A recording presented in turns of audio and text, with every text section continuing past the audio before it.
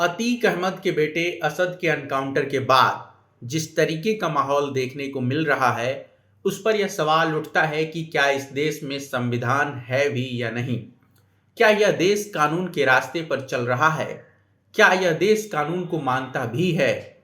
जिस तरीके से मीडिया असद के एनकाउंटर पर बम बम है और गोदी पत्रकार कह रहे हैं कि मिट्टी में मिला दिया, इसी तर्ज पर निकाय चुनाव होगा तो आपको यह ध्यान रखना चाहिए कि असद का एनकाउंटर करवाने के लिए मीडिया भी बहुत जिम्मेदार है।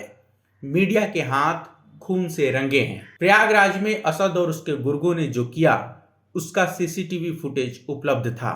उसमें अपराधी साफ दिख रहे थे। इसके बाद से साफ था कि असद और उसके साथियों को किसी भी कोर्ट से राहत नहीं मिलेगी। लेकिन पिछले कई दिनों तक, जब तक कि एनकाउंटर नहीं हो गया, मीडिया हर रोज 24 घंटे यह चलाता रहा कि अतीक अहमद का एनकाउंटर होगा। सारे चैनलों ने अतीक अहमद को साबरमती जेल से यूपी लाए जाने का लाइव कवरेज किया। एक बार नहीं, कई बार। अगर आपने ये देखा होगा तो आप समझ जाएंगे कि चैनलों की भूमिका क्या है। गोदी चैनलों ने योगी आदित्यनाथ की सरकार के लिए चीयर लीडर का काम किया, एनकाउंटर के लिए कानून को ठेंगा दिखाने का काम किया। गोदी मीडिया ने माहौल बनाया, अपने दर्शकों के मन में यह बिठाया कि एनकाउंटर जायज चीज है। लेकिन आप किसी भी एक्सपर्ट से पूछ लीजिए, कोर्ट से पूछ लीजिए, कानून देख लीजिए, एनकाउंटर एक्स्ट्रा जुडिशियल किलिंग है। इस देश में कोर्ट है, कानून है और सजा देने का अधिकार कोर्ट को है, किसी सरकार को नहीं। पहले भी एनकाउंटर हुए हैं, लेकिन जिस तरीके से उत्तर प्रदेश में एनकाउंटर हो रहे हैं, उस पर सवाल खड़े होते हैं। आखिर क्या बात है कि सिर्फ ठाकुरों को छोड़कर बाकी सबके एनकाउंटर हो रहे हैं? मुख्यमंत्री के सजातीय गुंडों को एनकाउंटर में कब मारा जाएगा? ये सवाल भी लोग ट्विटर पर पूछ रहे हैं। सवाल यह है कि एनकाउंटर का हक सरकार को किसने दिया है? संविधान और कानून के पालन की जिम्मेदारी किसकी है?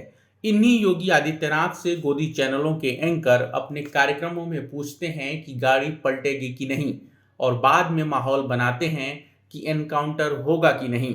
महीनों तक टीवी पर 24 घंटे यही चलता रहता है कि आज एनकाउंटर होगा, कल होगा, बचेगा नहीं, एनकाउंटर में मारा जाएगा। दिन रात यही चलता है और एक दिन खबर आती है कि असद एनकाउंटर में मारा गया। सवाल यह है कि योगी आदित्यनाथ ने संविधान की शपथ ली है या गुंडा राज कायम करने की शपथ ली है? उनके काम करने के तरीके को देखें तो साफ कहा जा सकता है कि यूपी में कानून का शासन नहीं है।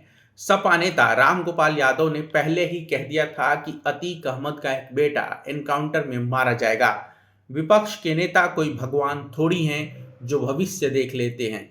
लेकिन विपक्ष का एक नेता कह रहा है कि एनकाउंटर में एक लड़का मारा जाएगा, तो जाहिर है कि उसे पता है कि सरकार कैसे काम करती है। एनकाउंटर का माहौल किसने बनाया? योगी आदित्यनाथ की सरकार ने पहले विकास दुबे को मारा और फिर असद का एनकाउंटर किया। कल किसी और का एनकाउंटर कर देंगे और कोई बोलने वाला नहीं बचेगा, क्योंकि यह तो तय हो गया है कि एनकाउंटर बहुत अच्छी चीज है। वही योगी कर रहे हैं। आपके दिमाग में बिठा दिया गया है कि एनकाउंटर से ही राम राज आएगा और आप सवाल नहीं उठाएंगे। सवाल यह भी है कि पुलिस वाले तब कहाँ थे जब इलाहाबाद में अतीक के गुंडों ने दिन दहाड़े शूट आउट किया? पुलिस कर क्या रही थी? इससे पहले भी अतीक का आतंक जब इलाहाबाद प्रयागराज में फैला, तब सरकार कर क्या रही थी? यह सिर्फ सपा और बसपा की बात नहीं है। आप राजनाथ सिंह का शासन देखिए, आप कल्याण सिंह का शासन देखिए। सवाल उनसे भी होना चाहिए, क्या भाजपा ने फूलपुर के चुनाव में अतीक का इस्तेमाल माइनॉरिटी वोट काटने के लिए नहीं किया? बस्ती की जेल में अतीक अहमद को क्यों रखा गया था?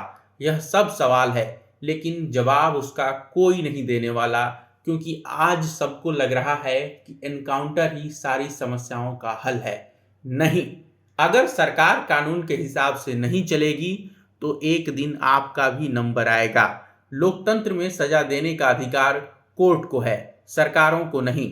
और मीडिया जिस तरीके से सरकारों के तलवे चाट रहा है, उनके लिए माहौल तैयार कर रहा है, दरअसल वह लोकतंत्र का गला घोंट रहा है। संभल जाइए, वरना लौट कर आने का मौका नहीं मिलेगा। गलत को सही मत ठहराइए।